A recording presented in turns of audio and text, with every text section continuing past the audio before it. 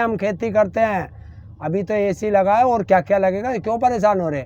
डर लगता है अगर किसान एसी में बैठे तो जितना धरना आपको लगता है कि किसान की कमर झुकी हो, कपड़े फटे हों, पैरों में बीवाई हो, हैं, और कटोरा लेके इनके आगे भीख मांगता हो तो उसे किसान मानते हैं लोग। यही तो सरकार कह रही है कि ये लोग किसान नहीं है, देखो एसी में बैठ रहे हैं, जैसे टिकैत साहब का हुआ था वायरल। तो क्या हुआ?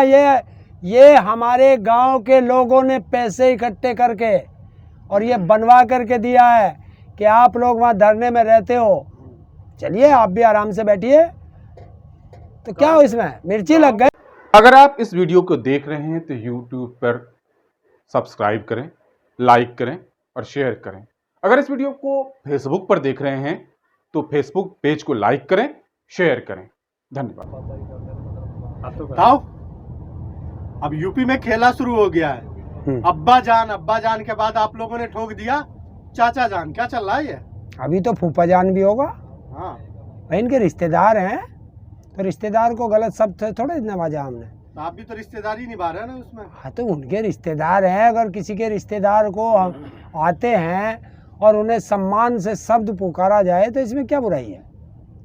चाचा तो अच्छा शब्द है, कोई बुराई नहीं है, लेकिन हमें पता नहीं था कि ओवैसी आपके चाचा हैं। बता नहीं हमारे नहीं है, तो बीजेपी के हैं। किसानों के ना, किसानों के नहीं है, बीजेपी ने तो कहा है क्या चाचा जान है। उन्होंने कहा कि इनके चाचा जान आ रहे हैं, ये ध्यान से सुना करो। तो आप भी यूपी के आपके नहीं हुए? ना बीजेपी के चाचा जान है, वो रिश्तेदारी उनकी है, हमारी थोड़ा ही है, रिश्तेदारी बीजेपी वालों की है। मुख्तार अब्बास नकवी कौन है? शाहनवाज हुसैन कौन है? इनके दामाद हैं बीजेपी वालों के, तो इनके चाचा जान हुए नहीं, फूफा जान भी कहेंगे। तो ये सब इलेक्शन टाइम पे ही क्यों याद आते? पता नहीं नहीं है, आता ऐसा है, हमें नहीं आते, ये बीजेपी वालों को आते हैं नफरत के शब्द, कि देश में नफरत फैलाओ, क्योंकि काम तो कुछ किया नहीं, काम पे वोट नहीं मांगेंगे, ये राजनेताओं का काम होता है। और ये बीजेपी वालों का तो खास तौर से काम है कि देश में फूट डालो, राज करो, क्योंकि अंग्रेजों के गुलाम रहे हैं तो अंग्रेजों की नीति चलाते हैं। आप कह रहे काम नहीं कर रहे, होर्डिंग लगा रखे, यूपी नंबर 1, आय दोगुनी करने का वादा किया था, किसानों की आय दोगुनी करेंगे 2022। अब 2022 से पहले ही आप सड़कों पे आ गए, क्या करे सरकार? और कहा जा रहा है कि 4 लाख युवाओं को नौकरी दी है, इस बात में कहाँ तक सच्चाई है? 17 लाख का वादा किया था, तो 4 लाख तो दिया। तो 4 लाख से क्या होगा? 17 लाख की कौन करेगा? 2 करोड़ की कौन करेगा? 14 करोड़ नौकरियां बकाया हो गई हैं बीजेपी पे, और 3.5 करोड़ की नौकरी चली गई है कोरोना काल में। उसको 4 लाख की नौकरी में तो एसी लगा के बैठे हुए, एलईडी लगा के बैठे हुए। एसी नौकरी से हमारे बच्चे नौकरी करते हैं, हम खेती करते हैं, अभी तो एसी लगा है और क्या क्या लगेगा, क्यों परेशान हो रहे? डर लगता है अगर किसान एसी में बैठे तो जितना धरना आपको लगता है कि किसान की कमर झुकी हो, कपड़े फटे हों, पैरों में बीवाई हो, हैं, और कटोरा लेके इनके आगे भीख मांगता हो तो उसे किसान मानते हैं लोग। यही तो सरकार कह रही है कि ये लोग किसान नहीं है, देखो एसी में बैठ रहे हैं, जैसे टिकैत साहब का हुआ था वायरल। तो क्या हुआ? ये हमारे गांव के लोगों ने पैसे इकट्ठे करके और ये बनवा करके दिया है कि आप लोग वहां धरने में रहते हो, चलिए आप भी आराम से बैठिए। तो क्या हो इसमें? मिर्ची लग गई। दिया है, जैसे सरकार कह रही है कि विदेशों से फंडिंग आ रही है। विदेशों से कैसे फंडिंग आ गई?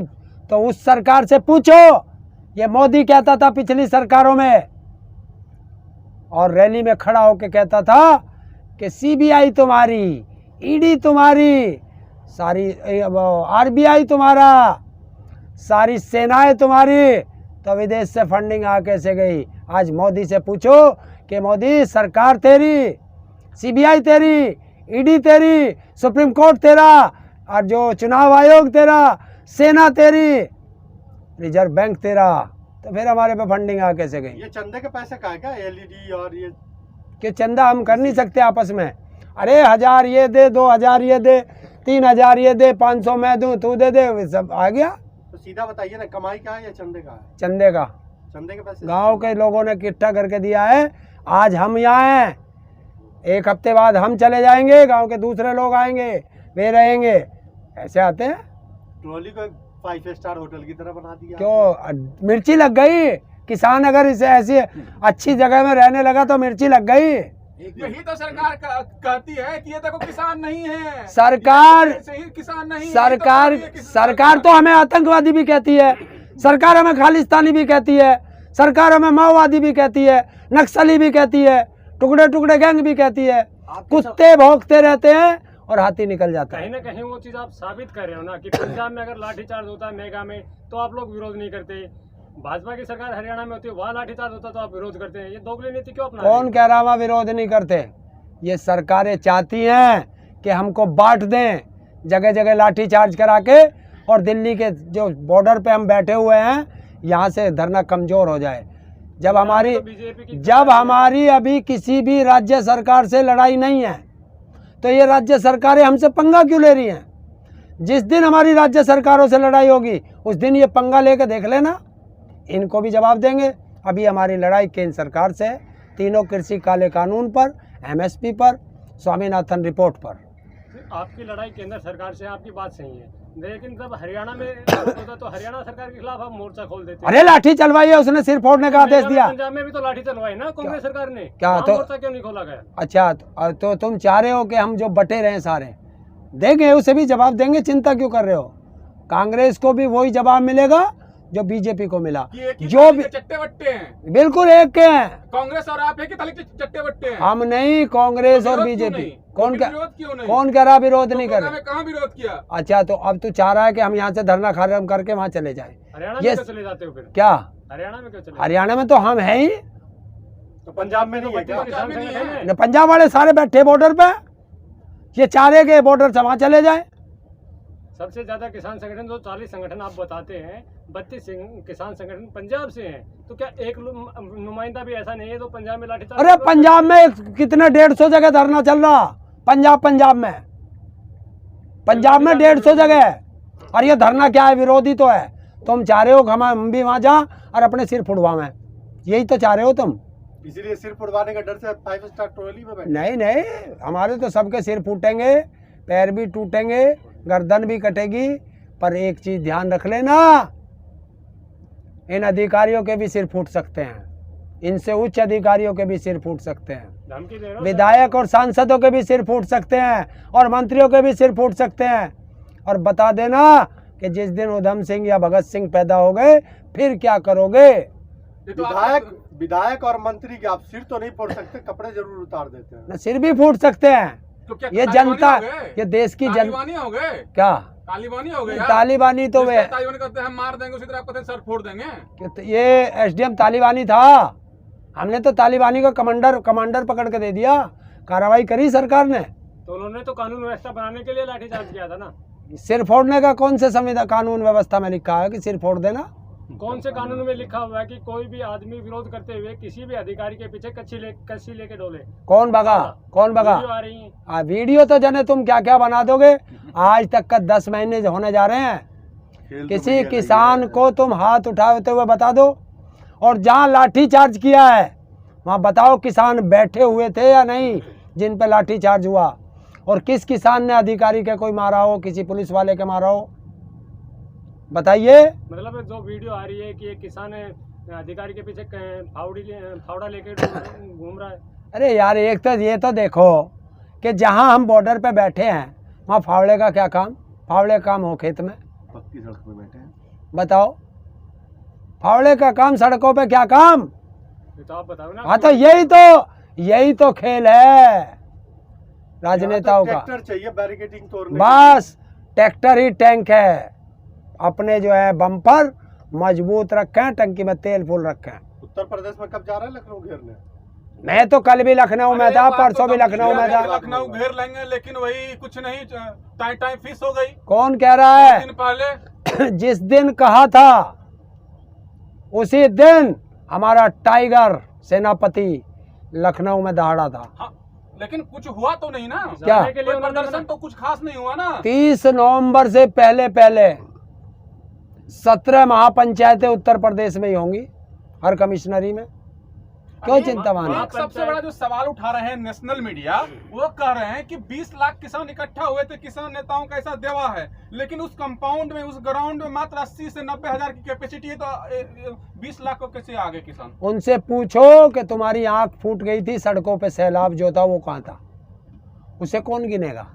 जो लेके मुजफ्फरनगर से और शामली तक की सड़कें सारी जाम हो गई थी, उसे कौन गिनेगा? तो उस गोदी मीडिया से जवाब देने के लिए बताता हूँ, आप भी बता देना कि BBC लंदन की रिपोर्ट देख लें, पता चल जाएगा। बात मत काटिए, लखनऊ कब घेर रहे हैं ये बताइए। अभी डेट संयुक्त किसान मोर्चा जिस दिन भी डेट तय कर देगा, लखनऊ चलेंगे। लखनऊ इनके बाप का है, जब चाहे जब लखनऊ जाएंगे। पहले तो बहुत बड़ी बड़ी फेंक रहे थे, लखनऊ को दिल्ली बना हाँ, दिया, तो शांत बैठ गए। डेट घोषित करी थी, अब बता दिया ना, डेट संयुक्त किसान मोर्चा तय करता है, हम उसे फॉलो करते हैं।